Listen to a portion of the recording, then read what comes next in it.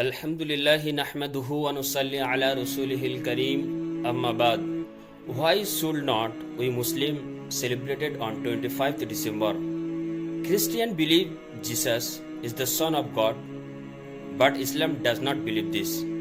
Muslim do not celebrate Christmas because Islam does not teach celebrating on his birth or calling him Son of God. Islam believe in one God, Allah. For this reason, Allah says in the Quran, Bismillahir Rahmanir Rahim, Inna Dina Indallahi Islam. Means, indeed, the only religion acceptable to Allah is Islam.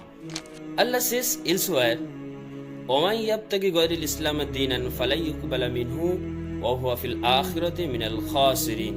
Whoever follows a religion other than Islam, it will never be accepted from him, and in the hereafter he will be among the loser. Christmas celebrate on 25, 26, 27 December.